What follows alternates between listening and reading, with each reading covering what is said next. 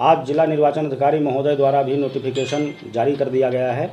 हमारे जनपद का चुनाव पहले चरण में है। इसका जो शेड्यूल है वो 11 तारीख से लेकर 17 तारीख तक 11 बजे से 3 बजे तक नाम निर्देशन पत्रों की बिक्री और उनको जमा करने का समय रखा गया है।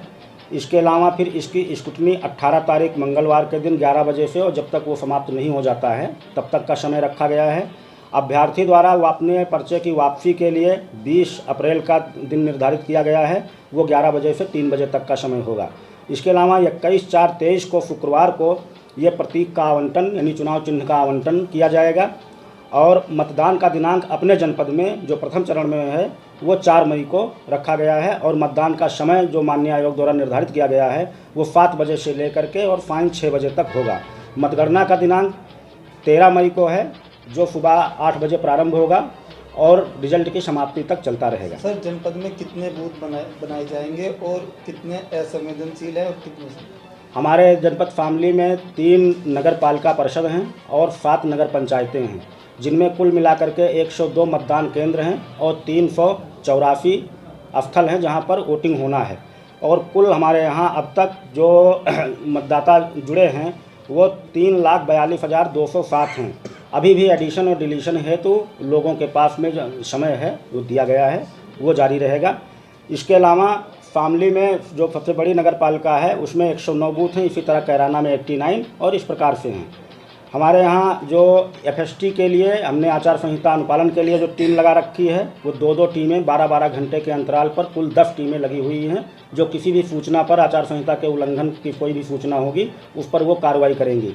इसके अलावा आचार संहिता लगते ही हमारी सभी पालिकाओं की टीमें एक्टिव हो गई हैं। वो बैनर, पोस्टर, होर्डिंग, जो दीवार पर लिखे प्रचार सामग्री उनका डिस्प्लेसमेंट किया जा रहा है, उनको हटाया जा रहा है।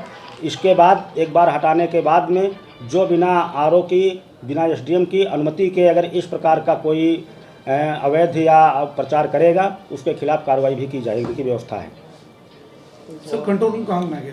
कंट्रोल रूम हमारा एक तो सभी तहसील स्तर पर है, दूसरा कलेक्ट्रेट स्तर पर कंट्रोल रूम हमारा ऊपर ICCC संचालित है, उसी में कंट्रोल रूम हमारा बना हुआ है। हमारा जो पर्चा दाखिले के स्थल हैं वो शामली तहसील में, क्योंकि 5 पालिकाएँ आती हैं तो उनके शामली तहसील परिसर में व्यवस्था की गई है, जिसमें DM साहब का कोर्ट है। इसमें 2 हैं, एक तो व्यवस्था बनाना और शांति व्यवस्था बनाना। उसके लिए हमने जो है एक सेक्टर को पूरे जनपद को, पालिकाओं के क्षेत्र को 35 सेक्टर में बांटा है और 13 जोन में बांटा है। उसमें हमारे सेक्टर मजिस्ट्रेट, जोनल मजिस्ट्रेट की ड्यूटी लगी है और एक बार उनका पूरा भ्रमण पूर्व में हो चुका है। वो बूथों पर भी व्यवस्थाएं देखेंगे, पोलिंग पार्टी की रवानगी इत्यादि देखेंगे। इसके अलावा CO SDM के नेतृत्व में शांति व्यवस्था का भी अनुपालन कराएंगे। इसके साथ ही हमने जो रिटर्निंग अफसर और एडिशनल रिटर्निंग अफसर लगा रखे हैं, 29 RO लगा रखे हैं और ARO 32 की संख्या में लगा रखे हैं, जो पर्चा दाखिला, काउंटिंग और इसके लिए उत्तरदायी होंगे। उनका प्रशिक्षण भी आज माननीय आयोग द्वारा दिया जाएगा और सेक्टर मजिस्ट्रेट और जोनल मजिस्ट्रेट की आज ब्रीफिंग भी 5 बजे की रखी गई है। तो इस प्रकार से हम जोन व्यवस्था, सेक्टर व्यवस्था के हिसाब से पूरे चुनाव को कंट्रोल करेंगे और निष्पक्ष और फेयर चुनाव कराएंगे। सर, एक जो इस साल 18 साल के वर्ष के हुए हैं, जो उनकी वोटिंग का कैसे रहेगा सर?